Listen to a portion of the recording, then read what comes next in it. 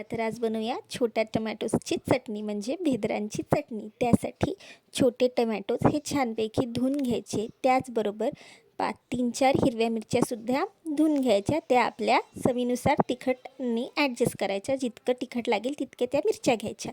बस एक मिक्सरचा जार घ्यायचा, त्यामध्ये गूळ, हिरव्या मिरच्या आणि टमॅटोज हे ते धुतले होते ते त्यात टाकायचे। त्याचबरोबर लसणाच्या पाकळ्या 2-3 टाकायच्या आणि जिरं टाकायचं। बस त्याला ग्राइंड करून घ्यायचं। मग गॅस ऑन करायचा, त्यावर एक पॅन ठेवायचा, त्यात तेल आणि तेल टाकायचं, जिरं मोहरीची फोडणी द्यायची, त्याबरोबर कढीपत्ता पण टाकायचा। बस ग्राइंड केलेलं मिश्रण त्यात टाकून द्यायचं।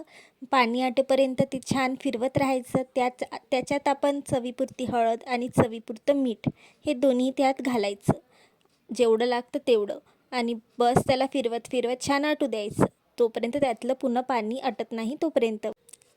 चला तर झाली आपली टमॅटोची चटणी रेडी। किती टेम्पटिंग दिसत आहे ना। बघा, आलं ना तुमच्या पण तोंडाला पाणी। मग माझ्या चॅनलला लाईक, शेअर आणि सबस्क्राईब करणं विसरू नका।